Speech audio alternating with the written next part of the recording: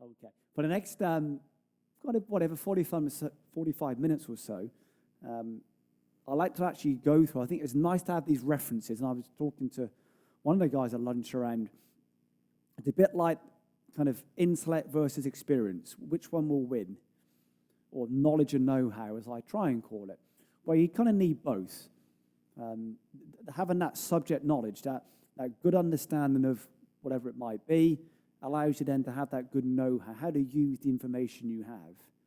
So it's a bit like what's more important now, intellect or experience in life? Well, you kind of need both, really, because your experiences will be really based on the intellect that you have and vice versa. What I'd like to go through a little bit now is more just a bit of the knowledge. So when we look at, say, the main segments in the goals, and I put it in PowerPoint format, it's just easier to just go in and out of now. I'm going to share lots of 3D data. Hence at the bottom. Invert for the left-handed players. Swap for you. There's always one left-handed. I'm left-handed, so yeah, you and I will get on very well. Let's actually look at the knowledge now. So anatomically, when we look at just good movement, now defining good movement, good luck with that approach. Can anybody define what good movement is? I mean, what's good for Bubba is probably not as good for Rory, but those guys are two of the best movers that I know. So then you look at it, for me, every player must be a case study of one. It's a sample of one. So defining good for that player is a lot we'll go into tomorrow. But when we allow for the philosophy of movement, just anatomically, allowing for any real imbalances or any real obvious constraints, typically, what's just good movement in those segments? The reality is I've yet to see anyone ever do all of these at the same time. To give you that sense of realism, no one yet has ever gone, I've only met one guy in life I could never help. And he was so good at golf, I couldn't help him. And he couldn't break 80. Very, very good European, English guy, great European tour player, just finished, unfortunately. And I look at him and go, whatever your issues are will not be resolved by me. He is that good, but put him on the golf course and there's a lot of activity up top of him. So he's as close as I've seen to date. They'll kind of do all of these kind of movements very well. And this guy's embarrassingly good, but yeah, on the golf course, bless him, just there's a lot of conflict, a lot of demons in there, which will not be resolved by me. So let's just kind of look at these almost kind of using the 3D data now and some of the animations we can play with, just to give you that reference system. And we'll actually kind of walk through these as a group as well. So we'll kind of stand up, do some movements, just start to explore what the pelvis enjoys doing, what the rib cage maybe dislikes doing, how the wrists and shoulders kind of like to interact. Just some very good, a very good anatomical, physiological, kind of biomechanical observation. So you can easily experience that. So let's go into the data. And then I think it was David once again that kind of mentioned the hips. The pelvis and the hips are very different. You want to be very precise. It's me being a bit kind of like that, but it's true. The hips do very different things in the golf swing. So what the lead hip does is very different to the trail hip, and then vice versa in downswing. So when I talk about the pelvis, it's the segment, the pelvis itself. Now, what lets the pelvis move is the hip and obviously the spine and what have you around it. But this is just the big pelvis segment that we have. How does that pelvis kind of move through space? The hips, David, are very different. I mean, talk about conflicts. One hip goes that way, one goes that way, and then they do that simultaneously. Yeah, that's so each hip you need to look at individually to really explore hip rotation. But then you look at it more from a discussion. Where's the term hip rotation come from? It's more pelvis rotation in golf. That's actually what happens. Okay, so when we look at very, very good anatomical pelvis movement, let me just zoom this in.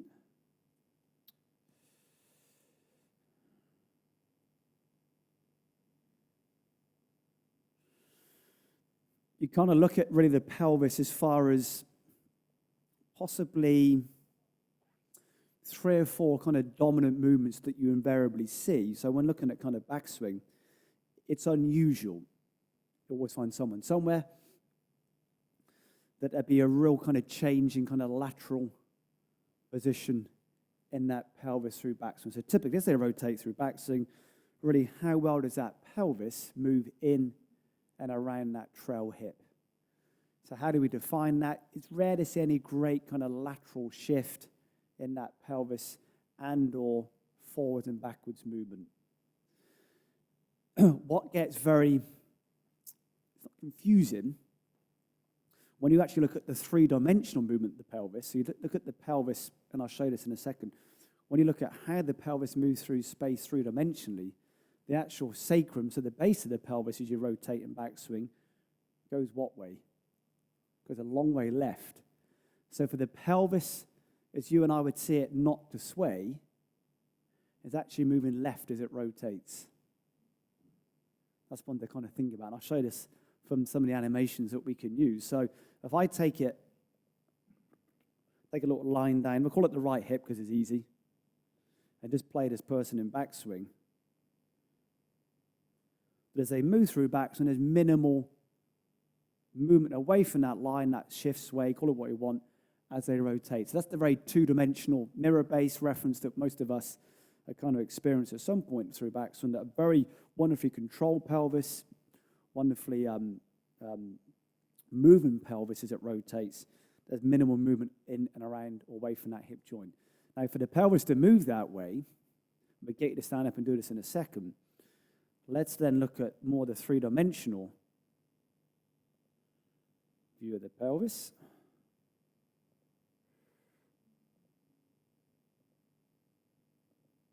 I hope you can all see this on the screen. Oops. Now, can you see there's a blue line being drawn on the pelvis at the bottom? Okay. That's the actual three-dimensional, it's called the origin, the center of the segment. If you took a cloud view, the global view of the segment, the absolute middle of that segment, where is that segment moving to as it rotates through space? Yeah. So in center is almost like behind your sacrum, behind the base of your spine. But as it rotates through backswing, it actually goes fairly a long way left, I want to call it that. So everyone stands up for me just to kind of look at these things. I try to keep it very chilled and relaxed so you don't start going, But I appreciate it's getting to that time of day and caffeine's wearing off and lunch is kicking in, and for the boys, testosterone's at its lowest level at 2 o'clock in the afternoon, so we get sleepy because we're men anyway. True, ladies? Into your start position for me. Just start to see it more from a two-dimensional mirror, camera. That's what we all do still. Just we kind of rotate through backs, and typically in very, wonderfully elastic movers. Make some rotations for me. Wonderfully controlled movement. How well that pelvis moves in and around that kind of trail hip, that, apart from our left-handed friend, that right hip through backswing, that wonderful controlled rotation. It's unusual. For sure, you'll always get someone that have lots of kind of lateral shift and lateral sway, and also forwards and backwards movement in that pelvis. This is where it gets real fun looking at three-dimensional movement now. Most know your sacrum, the base of your, call it the base of your spine, is not, but we'll keep it easy. They pop your pelvis. Kind of pop your thumb there for me. Now reproduce that same movement. You really control around that pelvis. Which direction's your thumb moved in? I hope it's gone left. Otherwise, that will make a great discussion that it's gone somewhere different. So the actual pelvis to rotate around that hip joint, actually the middle of it goes what direction? Goes a bit left.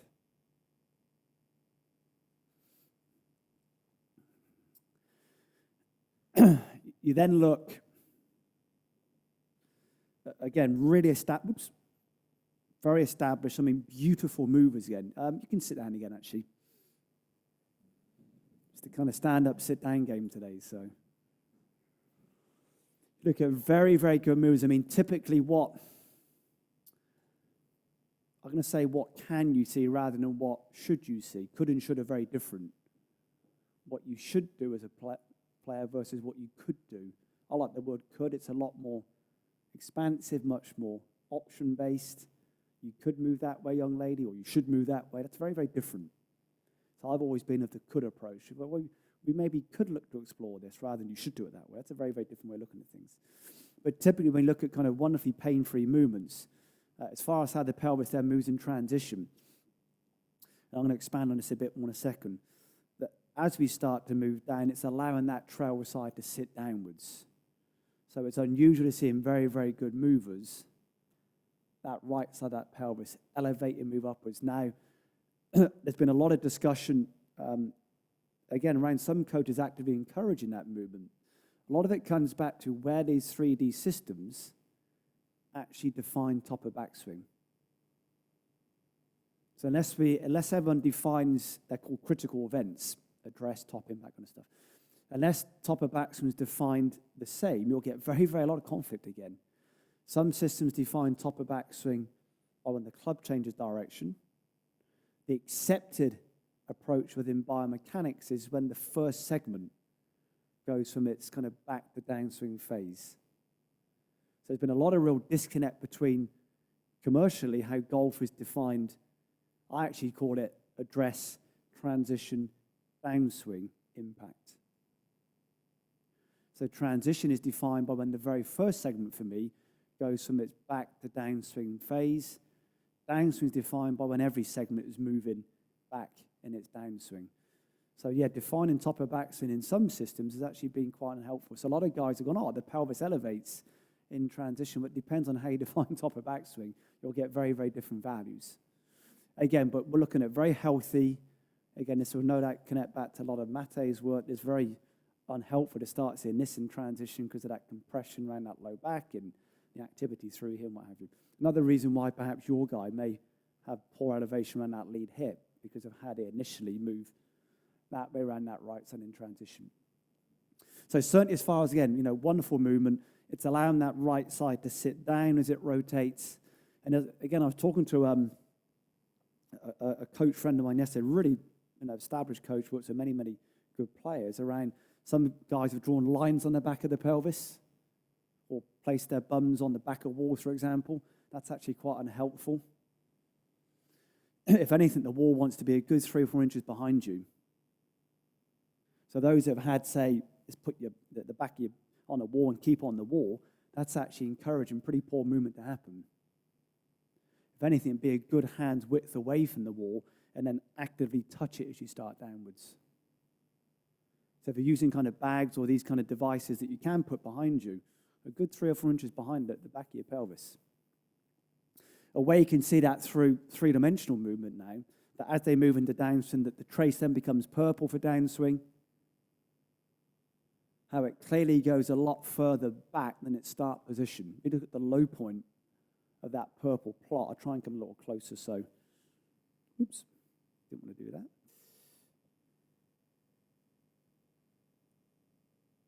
Hope you can see it all easier now. That purple trace, the pelvis normally goes a lot further back than its start position. So the idea of bums on walls and bums on bags actually encourages the pelvis not to move well. So stick it a few inches behind it. And then finally, this is where it gets real fun. Where it turns pink is impact. I'll trace it on a bit so you can see it. And in wonderfully established, this guy is possibly, depends on who you ask, possibly the best iron player on the European Tour currently. Certainly accepted amongst his peers, has probably been the best iron player, fantastic player. We actually look at the middle of the pelvis. It pretty much returns back to its start position in space. Obviously, it's rotated very differently.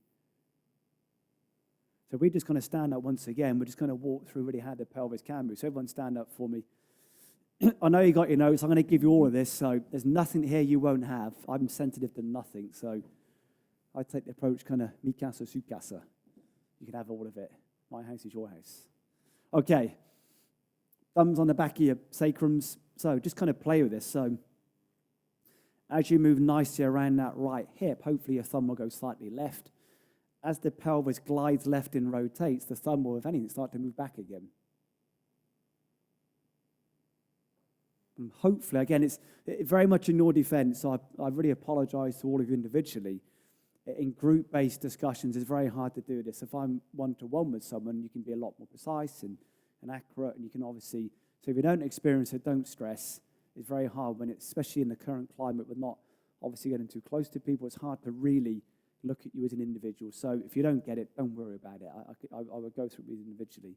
So a way of just kind of giving people feedback of how the pelvis moves, just kind of pop your thumb on the back of your sacrum.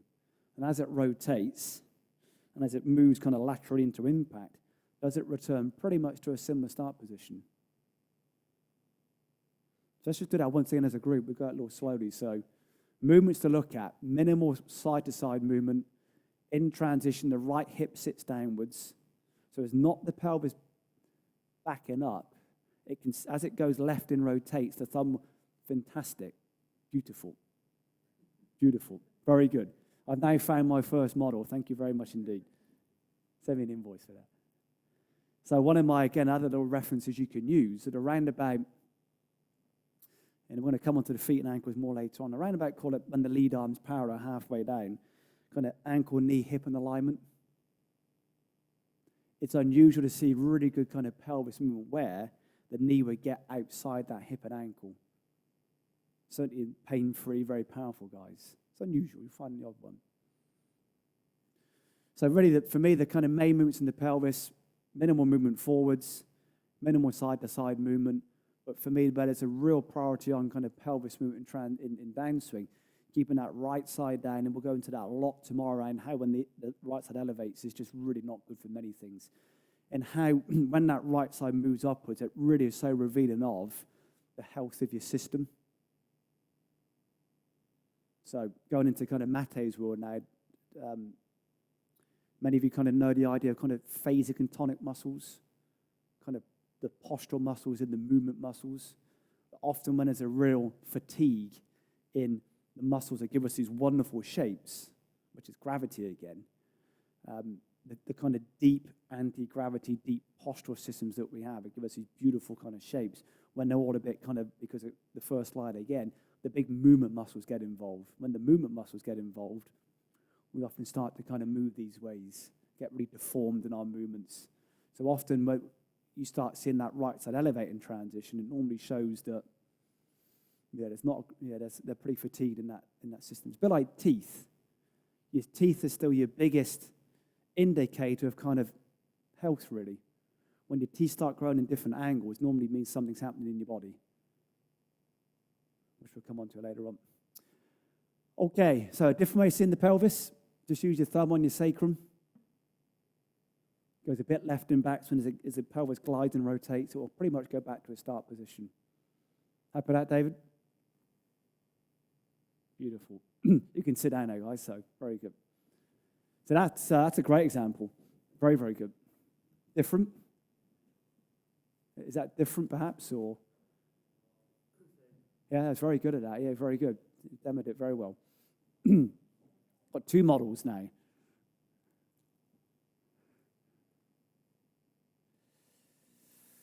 Okay, I've kind of put spine there, but it's more a kind of thorax, excuse me, or the rib cage, again, depending on what kind of reference system you kind of wish to use. So we'll call it the kind of thorax. And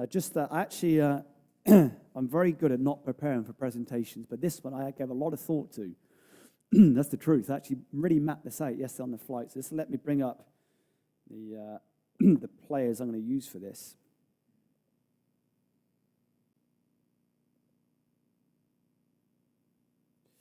So we take the player back again, top of backswing and stop. So again, not dissimilar in some ways to the pelvis. Again, in wonderfully powerful, pain-free, kind of wonderful, kind of elastic movers in that rib cage. Going back to that question that you rightly shared earlier on before lunch, there's a massive difference in the spine extending to the spine actually going into an extended position. So the spine would extend, that's just anatomy, it has to extend to rotate women forward flexion. There's a massive difference in the spine extending to actually moving into extension. So certainly one of the main references I try and give most players to kind of work with is very much the idea of the kind of rib cage kind of staying down. How long can we point that kind of rib cage downwards?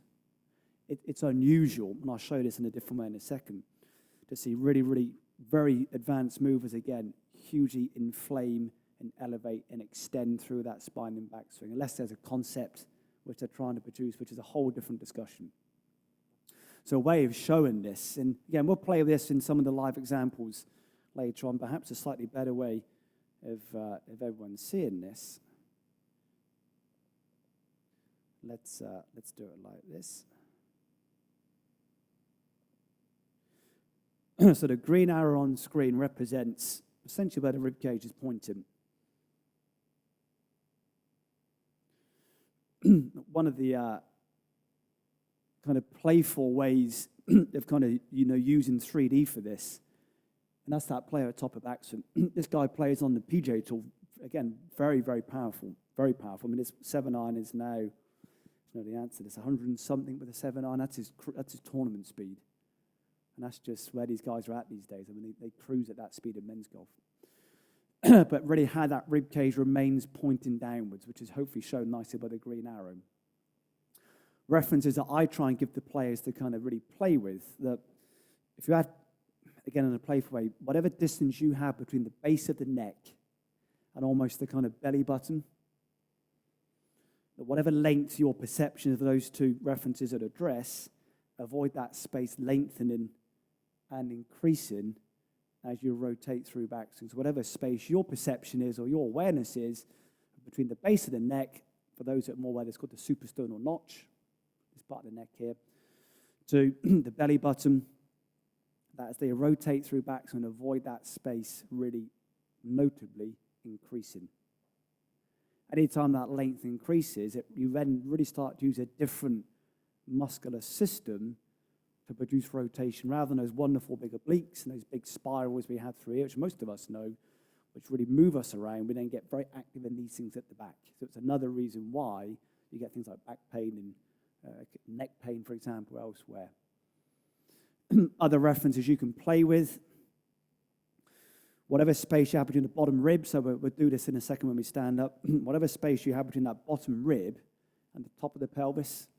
So there's little bones on the pelvis here called the ASIS, front of the pelvis. Whatever space you have here, as you rotate back once more, maintain that space. It's avoiding real length changes in either direction. Everyone just stand up when you're happy for me once again.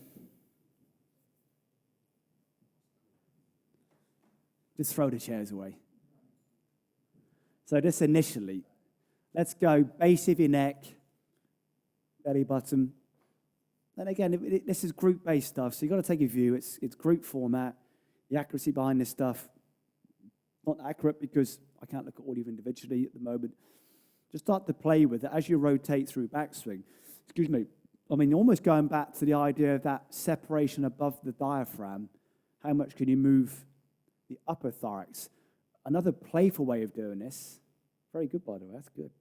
Another way of doing this is how much can you move this finger independent of that finger. You can actually start to combine these little movement awarenesses now. Good. So as you rotate through backswing, ladies and gents, is keeping that space. It's using these things to rotate us, not the ones behind us. Yes, absolutely right. Absolutely. We've all been there, so don't stress. We've all been there. And most of you guys are pretty good at this, actually. One or two that maybe need a bit of help, but most of you are actually very good at this stuff. I mean, just to play with it now, so I'll let this gent just write his notes. So I'm paid by the hour, guys, so take your time, look. Is that true, Mate? Oops, that's another hour now. And what are you kidding? Just play the other way. Really actively lengthen that front of the rib cage as you rotate. Just start to play with your own awareness now. So purposely let the finger move away and just do it with care, obviously, and do it with caution and be responsible. Does it then really start to change our perception of movement, where through our system will produce, I can really feel my low back now, and my neck's a bit sticky.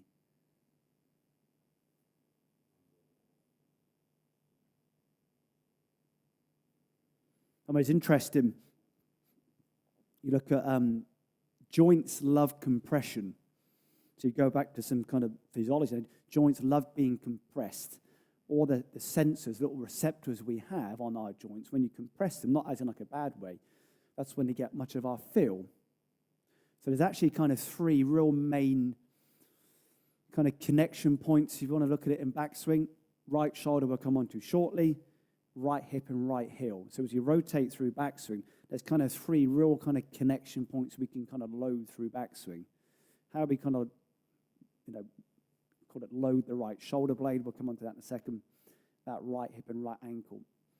Just go into your start positions again for me, team, if you can. Purposely lengthen that space. Really kind of do a bad job. You may almost feel that hip being decompressed, almost unloaded. The idea of kind of narrow rib cage, narrow pelvis, how you kind of almost, you decompress it. On this one now, ladies and gents, again, keep the space the same. And you may, again, it's group-based stuff, so we take a view on this. You may just start to get more awareness of how you get much more in and around that hip joint. So when someone like Mate and the physios talk about, activity and awareness and engagement through glute, it's very hard to get good engagement through here when we lose that compression through the ankle and the foot. So when we elevate, we actually decompress those joints rather than nicely rotate in and around them. Another way of doing this, again, just try your fingers and thumbs now. So for those that are ticklish, it's a good way of doing this. Fingers at the base of your bottom rib, not really a rib, but we'll call it a rib. Then almost on your belt line today, as you rotate back, can we keep equal space? So normally when there's a dominance, going back to how the spine likes to produce rotation, once more, when there's a dominance in, just say we have lots of lateral flexion, what you may experience with the right-handed players is that the left thumb and finger shorten and the right one lengthens. So just start to play it, really get lots of lateral bend. I can really feel how one side, yeah, very good, very good, very good, very good. Keep in that space. So this really goes back to, again, if we think of what rotation is within life, and that's how we see rotation just as humans when you're talking to your friends and what have you, to best reproduce that when we bend forwards, these are references we can use in a very hopeful, playful way just to kind of reproduce these movements. How do I use it in a very task-based, which we'll come on tomorrow about how we learn movement. These arrows are real-time. I would say, hey, player A, can you point the arrow at the floor? Oh, you mean like that? Yeah. So to do that, you had to do what? That's learning, really. Learning's about finding your answer, not my answer. So learning's about what it means to you rather than what it meant to me. So we'll do a lot of playful ways of kind of learning movement in a very intuitive, playful kind of way. Point the arrow downwards, not point it upwards. And we'll really spend a bit of time on this tomorrow. This guy's good. He's good. Okay, you can sit down now for a minute.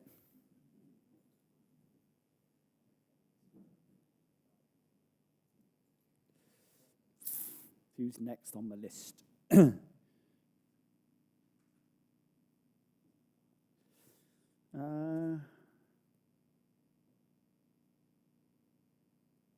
do it this way.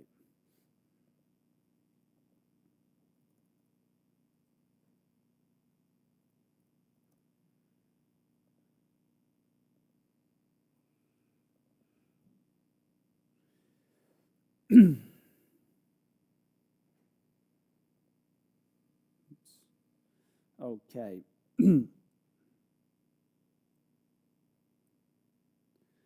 So let's look more at the kind of lead wrist, lead shoulder. Now, I kind of look more when looking at, it's really the lead arm. Let's see a young lady, very good international player, this lady, great player. So she's probably in handicap. I don't know, she's about +6, I think, +5. One of the girls back home. So great ball striker, really good mover, this girl. Very, very impressive indeed. And one of the best that I've seen in recent, these are all fairly recent examples, certainly in the last certainly 2020, of really how good they are through that lead shoulder, lead wrist through impact. So, and we'll talk about that in a second, that when I'm looking at, going back to some of your discussions, David, at lunchtime there, that when I'm looking at distancing players, typically I look more on the lead arm. So from a a kinematic, a movement observation from the elasticity of movement. The lead arm's a lot more connected to distance than the trail arm. Well, if I'm looking at how someone moves in their golf swing, almost always look at the trail arm. If you're looking at, say, golf swings, it's just how they move, the swing. The trail arm's much more influential because it goes through much bigger ranges in the lead arm, and it also changes behavior much sooner. So how this arm moves, as we'll come on to a little bit in a second, really controls how you move in life. But the lead arm has a lot more connections back to length. So when I look at the lead arm within movement, it's more around how they move through and post-impact. That how good are they at really moving through that lead shoulder, lead elbow, lead wrist, post-impact, rather than, as you can see with many, many players through. This girl does it beautifully well. So a little reference that I try and give people to play with. Let's look at it this way. We'll come down a little bit more. And just kind of put a little circle on that shoulder. Oops. That pretty much where she's at an impact. And as she moves through impact, really never moves up and above that circle. So if we look at it then from the kind of top view,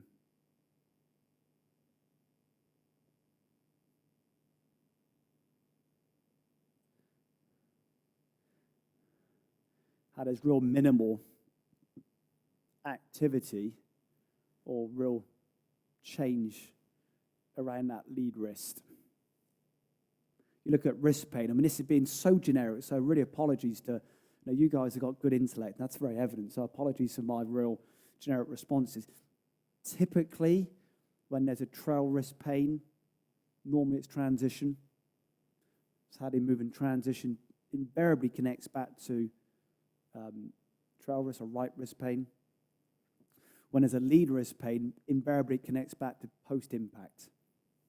This kind of stuff, because of the ranges it goes through. So another reference that I try and give most players to play with, real minimal change in shape around that lead wrist through impact.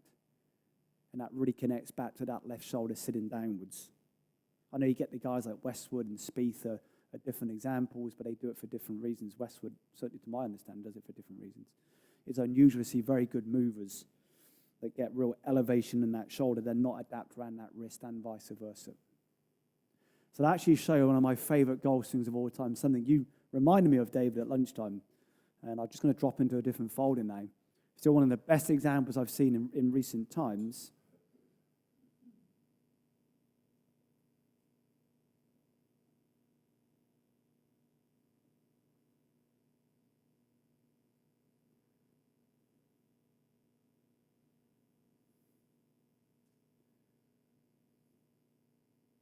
If I can actually find it.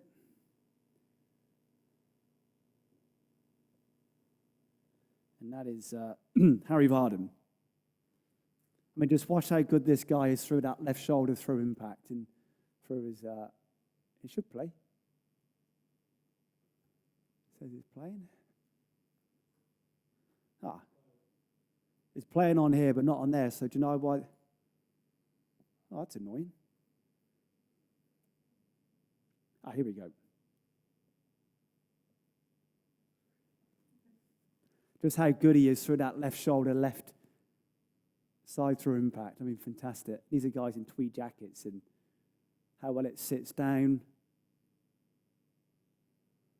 compared to some of these kids which are fantastic through that left shoulder.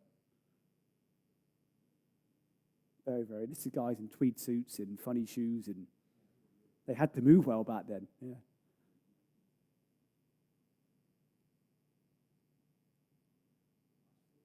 Yeah. Someone asked me a while ago at a conference, why do you think those guys did that? But they had to because of the clothes they played in. Try moving in a tweed jacket, but you had to kind of move your foot that way. So it goes back to clothing again, why it's so important.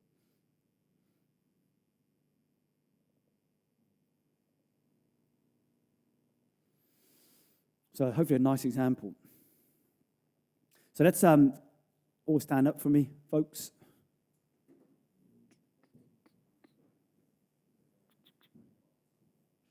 I'll actually give you one for backswing, actually, so we will do some backswing on this one.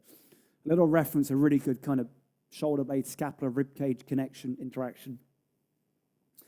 Kind of finger as best you can on the middle of your bicep, and then your thumb as best you can somewhere on the front of that rib cage into your start position. So as you move through backswing, really avoid that space reducing. So just very good connection. And we'll talk about connection a bit in a second. How connection anatomically is very different to how golf has historically seen connection as you move through. But very good, ladies. Very good. You're not in that group, don't worry. Unless you wish to be. It's 2020. I think this is a funny year. Very good. So only really in backswing. Downswing will very change because there'll be a lot of movement that way. So just as a backswing reference we can use, that thumb to finger, that really is wonderful shoulder blade, rib cage connection.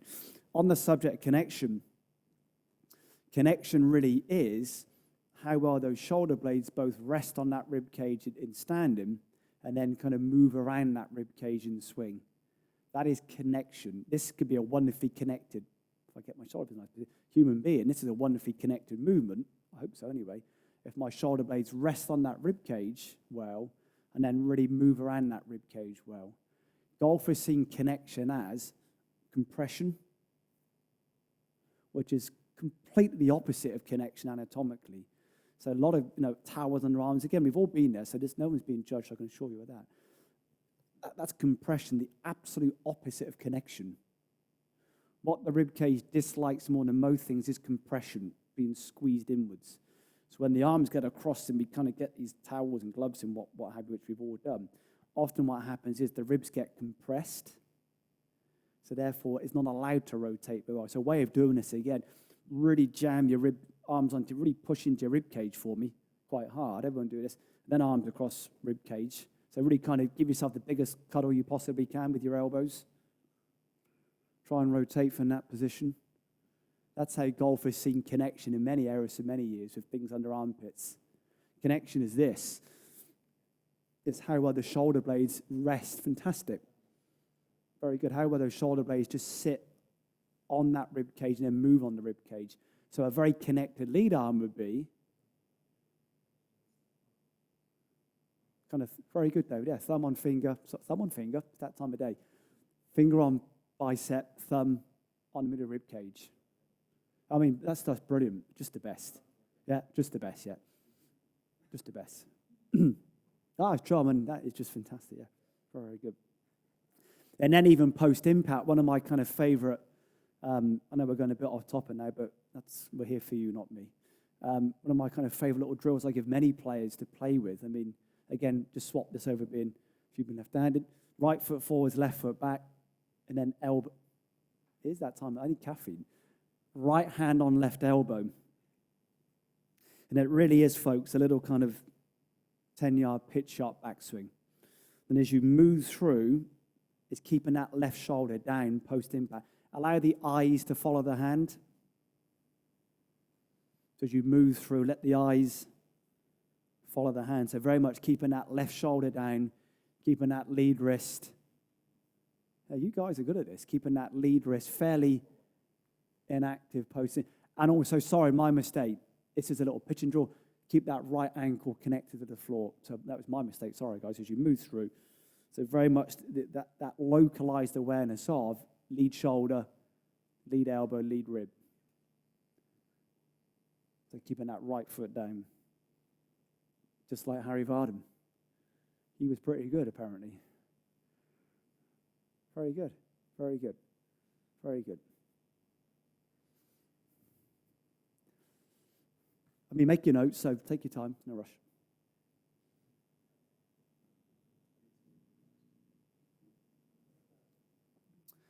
Let's now do the trail arm. The wrist we're going to talk about more tomorrow, about how the role of the fingers. Fingers are pretty important.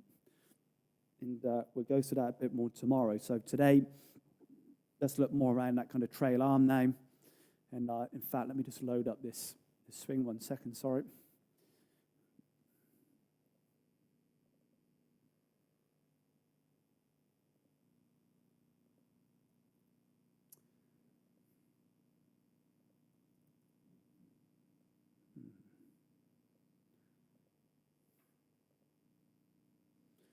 I did there, right. This one is best one.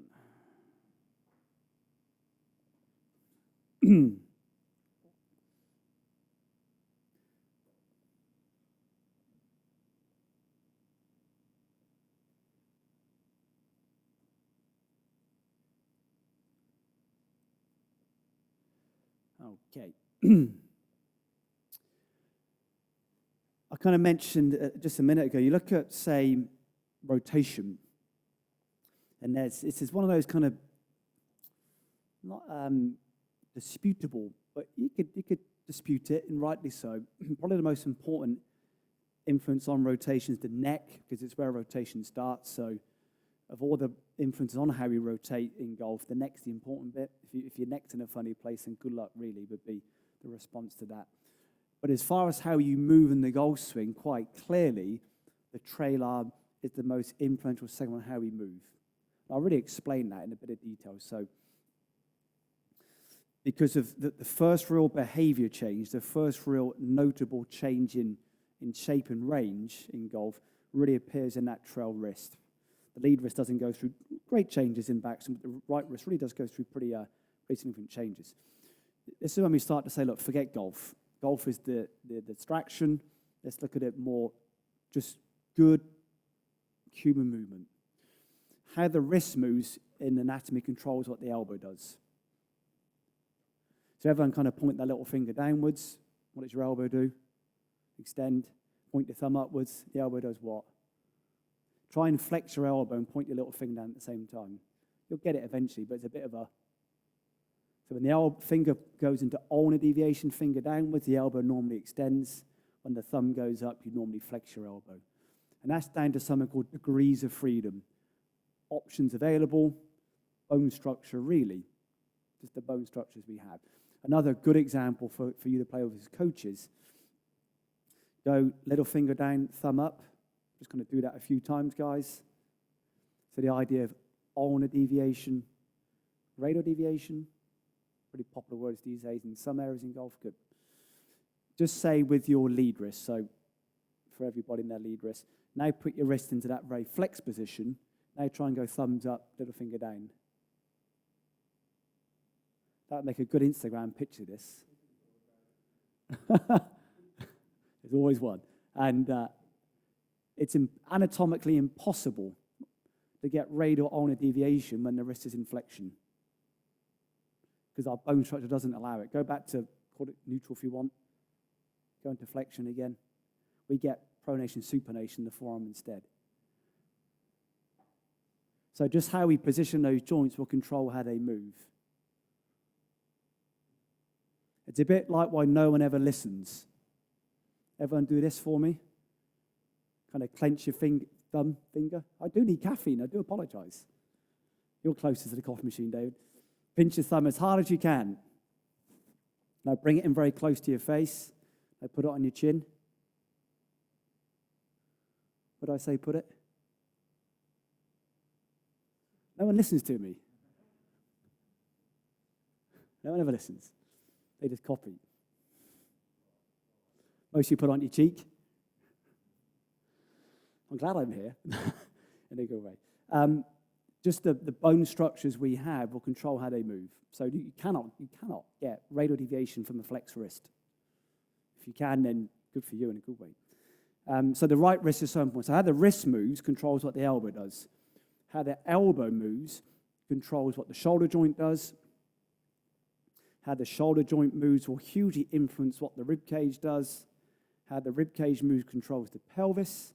How the pelvis moves controls foot and ankle. So it really then goes into the idea of ground reaction force. There's a key word there, reaction. What's it responding to? How much, if not all, of the ground reaction force data you see just connects back to how your hands move. So the most realistic way of improving any kind of ground data is to improve and look at how the hands move through space. That's why it's called ground reaction force. What's it responding to? So to really improve ground data, it all connects back to how the fingers move. I think DeChambeau's right on many things. I get irritated when he's called the mad scientist. You know, the media are the mad ones for not understanding what he does. why they call him mad, I find it quite irritating on his behalf, that just because you don't understand doesn't mean he's mad. And you look at how the hands, everyone just close their hands a few times. The fingers are designed to wrap in an order. So when we close our hands sequentially, we've actually got little finger, ring finger, middle finger, index finger, thumb. They close in a sequence. So why you have taper grips in golf has always amused me, even going back to my junior days, because it intuitively makes us go with our thumb and index finger first because it's got more distance to travel. So grip design is so counterintuitive to hand design. So I think Bryson's right. Big, round, thick grips allows us to actually wrap our hands on in the order the fingers are meant to be sequentially moved.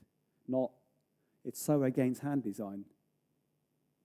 So I think he's onto something. Good for him, really.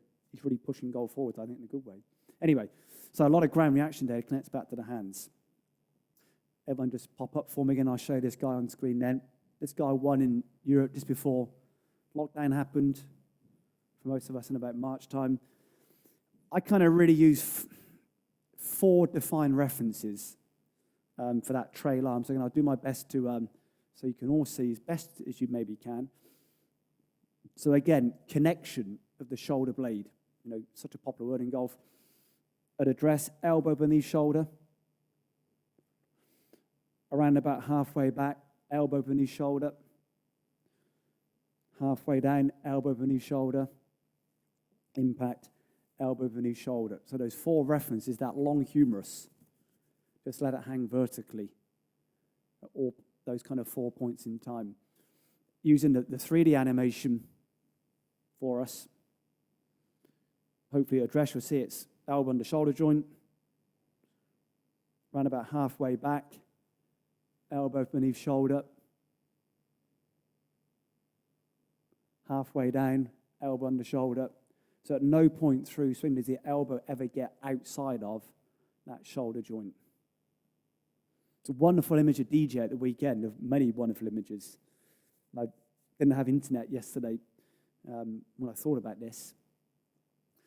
I mean, just the best example of impact of that, how well that elbow sat underneath that shoulder joint. I thought, I wish I could take a picture of this. It'd be a great one to use, but I'm sure if you go and research DJ impact, just the best of that, elbow under shoulder.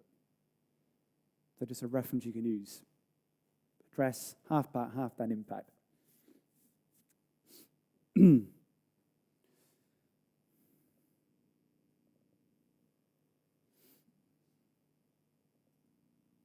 Let's do 2 more.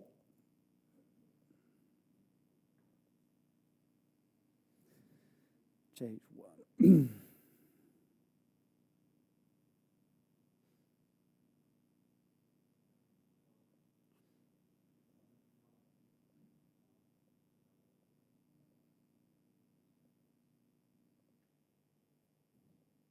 Okay. The kind of neck and the head now. Look at those areas. So I think we'll give you some nice examples again as well. Really, what the spine doesn't like is lots of kind of twist or torsion. One segment that way, one segment that way, for example. And one of the real common ones in golf would be, chaps, the idea of kind of that stuff, which again, we've all been there. That's a pretty common exposure we've all had experiences of. Just doesn't like that. That conflict, again, you've got one segment going clockwise, one going anti-clockwise, just creates a lot of issues, as we probably all know. So using these kind of real-time arrows, the red arrow is the pelvis rotation, we call it, because it's easy. The green arrow is the rib cage, and the yellow arrow is address. Yellow arrow is the head, sorry. Just to shorten things, we've got to top it back, so we're going to stop. You look at, beautiful movers around their head and their neck, wonderful moves through head and neck. You know, some pretty visual examples. Annika Sorenstam, Henrik Stenson, DJ, one of the best examples. It's interesting, DJ halfway down is looking at the target. You look at some great pitching examples at Johnson at the weekend, round about when the club's about half down, how active they are through head and eye. One of the best examples. Because you kind of look at it, the idea of hand-eye coordination. Do you know why it's called hand and eye, not eye and hand? Because the hands follow the eyes. So where the eyes go, the hands typically tend to kind of respond. Another way of doing this, I mean, everyone just, you can do it sat down. Just touch your fingers very quickly in front of you like that. Just be aware of the first attempt you did. Like put it behind your head, and then do it quickly. Most of you missed the first one, then have to adjust. The minute you separate hand and eye, the fingers get a bit lost. If you do that, you're pretty good. That's why it's called hand-eye coordination, because the hands follow the eyes. So very, very good at, the hands will normally intuitively find impact based on kind of where the eyes are looking. So a great way of maybe seeing it through this stuff today, that how all three of those arrows beautifully rotate. So a point of impact to just about here. You look at the eyes and pelvis in particular, how wonderfully aligned and matched they are in swing. Now, I'll tell you a very quick story. I know we're getting a bit behind time, but this is an important story. This guy, good European tour, had a foot issue recently. He had his best two finishes to date on the European tour. He finished, I think, 8th and 15th in Dubai and in Abu Dhabi. So 2 big events back in, whenever it's February time. So did really well, could start the season. And then started to develop a foot issue, a foot pain issue. And I'll actually show you his data, because it'd be nice for you to see this. And had an MRI scan. Like a lot of MRIs, is just a picture in time. There's no moving bits through MRI, really. Foot's fine, which in some ways was unhelpful, because now we have to go and find out why. If he had a very evident issue, it'd be great. So the MRI showed nothing. Foot's all good. Did great work with his physios.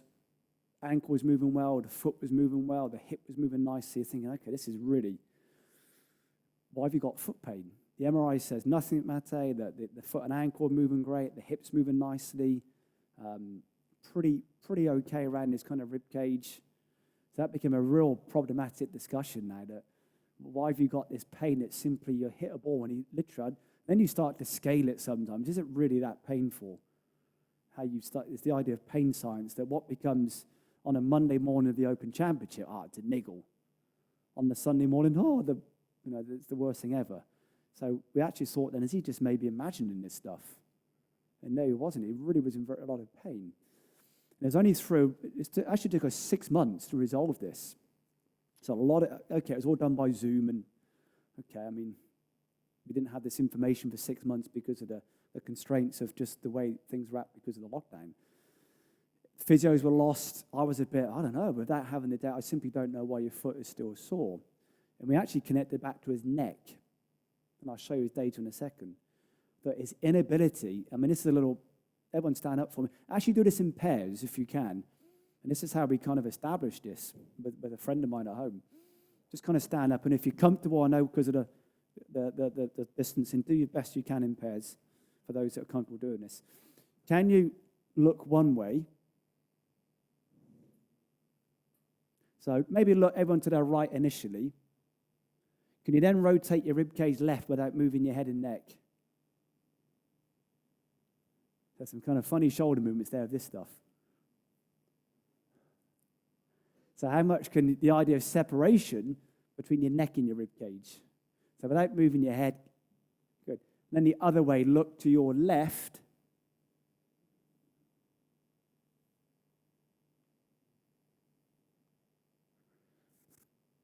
How much can you get that wonderful separation in that kind of neck, upper rib cage? I think Mate could be a busy boy later on in a good way. Okay, thank you. Let me actually show you his data. We'll come into this guy now. Great, okay. So on the bottom right plot, so has everyone heard of the idea of early extension, pelvis thrust? It doesn't exist, unfortunately. It's just a great piece of selling. I'm glad I made someone happy today, so thank you for that. It simply doesn't exist. It's been this wonderful piece of commercial activity in golf. The pelvis is a bit like a second brain in human movement. It's like why we get so much low back issues, as Mate would say, the low back's really the issue. things just migrate to the middle. Oh, my back's sore, but that could be your feet, your neck, whatever it could be. So a lot of adaptations happen in the pelvis because it's our GPS saying, how do I get here from here? Well, that kind of works. So the pelvis, in many ways, guys, is like a second brain within movement. We adapt through here because we inherently know, how do I get here from there? So the idea of pelvis thrust, and many other reasons as well, some of the kinetic, the forces, the anatomy stuff that you and I spoke about, David, earlier on. The other one being the neurological. The brain uses the pelvis typically as a way of adapting. It's a bit like, saying, American football. I'll look that way as a quarterback, but I'm kind of doing this whilst looking down there. How we use our pelvis as a way of moving around issues. There was so much thrust in this pelvis, this young lad, which is what actually then was creating all that compression around that kind of, around his foot, really irritating his ankle, really putting a lot of demand on the tissues, which is why he had foot pain, because of how much he was moving that way. But just to kind of show you this silver plot here is the lateral bend, the side bend of his neck. I want to show the relevance of this in a second. And in the window above, we have the green plot. So in the top right-hand window, the green plot is the pelvis thrust, the early extension plot, for those that are more familiar. I talked to you about why the pelvis thrust is simply our GPS normally finding impact. So as this player moved into transition, see how that grey plot goes rapidly downwards. Everyone see the grey plot's gone down? So that's that. Essentially, his right ear gone onto his shoulder. So that big neural pull through that left side mate for him. That way. So that neck really kind of deforming and being pulled right ear to his shoulder. So if you actually look at these plots now, just as that grey plot gets to its lowest point, for those that are aware, look at the green plot above. What then happens in that green plot? It goes rapidly up. The up is the thrust, the extension. That's his GPS simply saying, okay, if I'm here, how do I get there? Well, that kind of works. So the way he had to adapt around his neck put so much demand through his foot that eventually that kind of, all down that kind of neural pathway, math into his foot, irritate his foot. MRI doesn't see it. The foot and ankle kept moving well. The hip moved well. There's nothing wrong. Then why am I in pain? And we're all going on Zoom, I don't know, because we don't have the information. That's the challenge, is just, just the way it is with online consultations. It's only by getting better at his neck do we actually then resolve his foot, because you took the need away for the foot to have to respond in a way that it did. So movement's very need dependent. I need to move this way. The minute his neck started to move well, which we'll do in a second, it then allowed his pelvis to move well, which then reduced all that demand through his foot. And we hope he'll play Dubai. Is it next week, Dubai? Is there an event in Dubai in the next 2 weeks for the boys? Yeah, I think we hope he's going to play. We hope.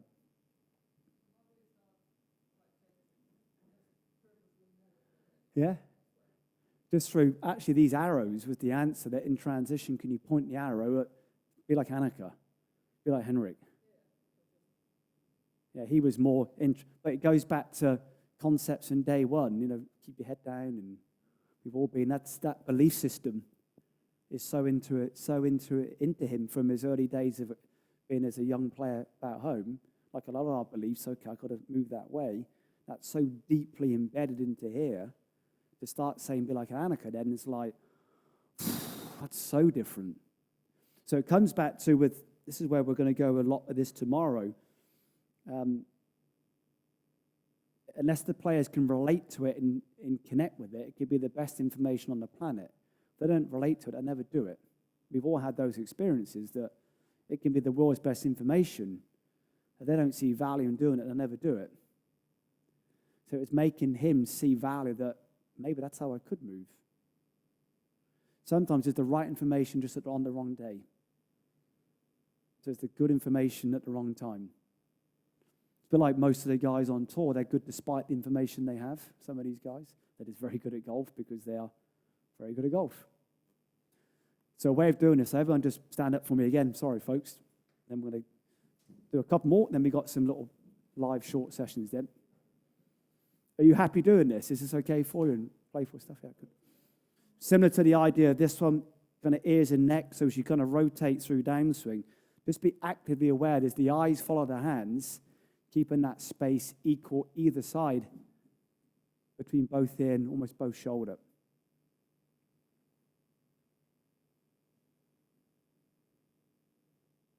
Keep the space between the ears and the shoulders the same. Excellent. As the eyes follow the hands. Very good.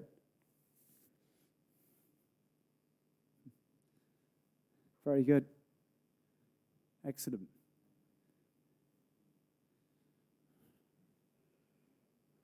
Yeah, very good.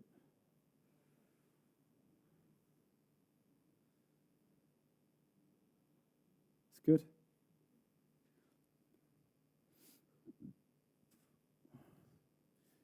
How do we feel about that? So the idea of pelvis thrust. I'm sure about that.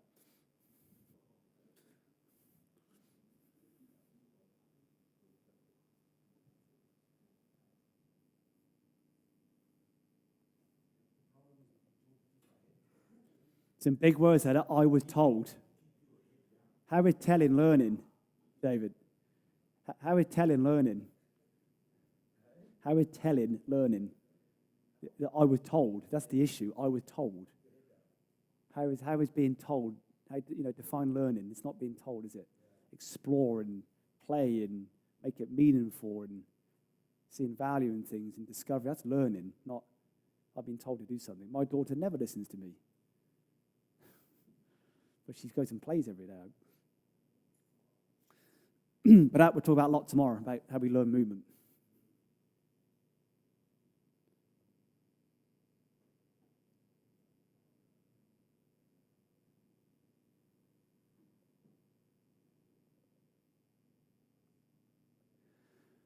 I'm pretty private around most things. I will share this guy. This is Retief Goossens. This is way back when, probably 2012 at Wentworth, so a long time ago, with my old hardware at the time.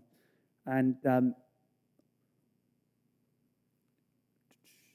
hopeful the light will allow it to be shown very well. So some of the best feet I've seen, look at foot and ankles now. Some of the best feet, and we'll actually do this in a second. For me, I call the feet a bit like tripods, like Canberra tripods to feet. You've essentially got kind of 3 pressure points. There's actually 4 pressure points, but we'll call it 3 because it's easy today. This part of the big toe, this part of little toe, and there's kind of 2 on the ankle, but we'll call it the middle of the ankle. So the middle of the ankle, the joint of the big toe, and the joint of the little toe, like little tripods. When you stand well anatomically, everyone stand up, and we'll actually do this, and I'll show you a very good example of Goossens doing this. Into your start position, just establish it as you can, equal pressure and equal connection across those 3 points on each foot. So if some of you I live on my lateral board of my foot, I need to always remind myself, Mark, stand well, kind of stuff. So just kind of establish as best you can equal pressure on those 3 points. Hands and arms across rib cage. If that system rotates beautifully, purely anatomically, as we rotate back, maintain connection across those 3 points. Often the feet will really adapt and move because constraints elsewhere, the neck, the hip, whatever it might be, or the foot itself sometimes. Then in transition, the line of force in the feet, when you've got shoes off, it's even better for this. So tomorrow will be no chairs, no shoes. Give you a fun day. Imagine that, everyone kind of look at their hands like this. Just kind of push your thumb up. I hope you can all see that kind of long kind of bone here. Imagine that's your foot. So that's your big toe. The first metatarsal, the long bone in the foot, is the line of force of the foot. So to rotate from, say, clockwise to anti-clockwise, to move ourselves and rotate that way, we push the force along that bone. So that first metatarsal, we move along that into that big toe. So the big toe is the elastic point of rotation. Big toes are quite important, and we'll look at that now. Everyone just kind of lift your toes off the floor for me. Try and jump as high as you can with your toes off the ground. Put your toes down and jump. Much easier. Your toe is essentially the jumping joint we have. So our big toe is the last real active joint to really connect with the floor when we jump. If you lose your big toe connection, it's very hard to elevate and jump through your pelvis, going back to some of the ground reaction force data like you mentioned, David, earlier on. So when we move into downswing, then as we move along that first metatarsal, is how can we actively push through that lead big toe as we rotate. And it's that pushing into that big toe that rotates, that helps rotate and elevate the pelvis. Little ways of playing with this. As we rotate in downswing, purposely lose connection through your big toe, so move on to the outside of your foot. Just start to connect back to how your pelvis rotates, how the rib cage rotates, what you might feel. Hopefully it feels a bit kind of not as good. Keeping that lovely connection, so as you move along that first metatarsal into that big toe, as you actively keep that connection, just start to relate that then to how you rotate, how you can really push down more so you elevate more. So big toes are pretty important. Hugely important, yeah. I think golf's getting better. And shoes really aren't my thing, but the bits I do know, like I said earlier on, that for me, the best shoe is still skin. Any chance to be barefoot? I mean, do you know Zola Budd, the runner from the 80s? She had a right, bless her. Fantastic gait because of that. So anytime you can go barefoot, just in life is good. So normally the more the shoe does, the less the foot does. So the idea of these wonderfully advanced shoes often means they're very redundant feet. So massively important that, and I like very thin shoes you can do this to, then the foot can actually work, rather than these big thick soles, because then the shoe providing all the support, the foot just goes. It's like having bare belly feet, really. You know, like bare bellies in men. It's like having bare belly feet. They go, ooh.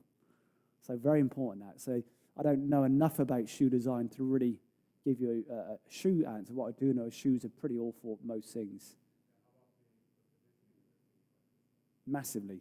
So there's a very playful way of establishing, which we'll do this actually. Sorry, guys, you have to stand up again. There's a very playful way of establishing foot position, and there's a more reference one. So a reference you can use is about a golf ball's width. So if you took a line inside my heel, it's about a ball's width between inside of heel and big toe. So maybe using an alignment stick, for example. I know it's hard for everyone to see, so apologies. If I had an alignment stick inside my ankle, about a ball's width between big toe and heel would be maybe a reference.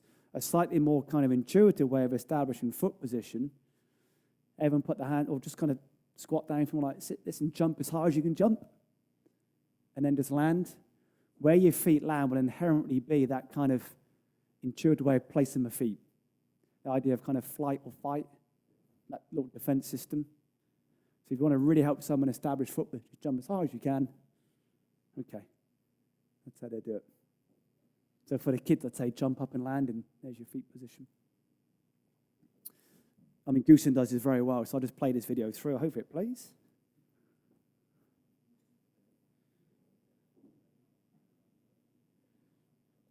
How really inactive he is through that right foot through backswing. So minimal change in shape in that foot. That movement along that big toe. Then really elevate and push through that big toe. I know there's some, it's hard this stuff now. As you see so many guys hitting balls going, it's just what they do. Let's see where they're at in 2 years' time would be my response. Let's just see where these guys are at in a few years' time. 2 years doing that. That's hard to sustain. But golf at the moment is obsessed with speed. I spoke at, it was online in the end, at a conference the last 2 days.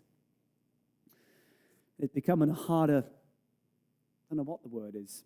It's getting harder now to look at movement so well when you just see guys going.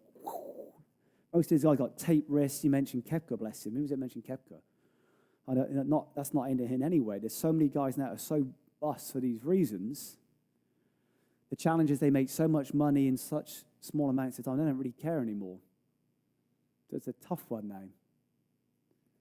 I have to be ethical, so it's a little different. So it's getting harder, but what I do know is it will come back in a year's time. It's just where golf's at in 2020. It's how far can you hit it. It seems to be more important how well do you perform, but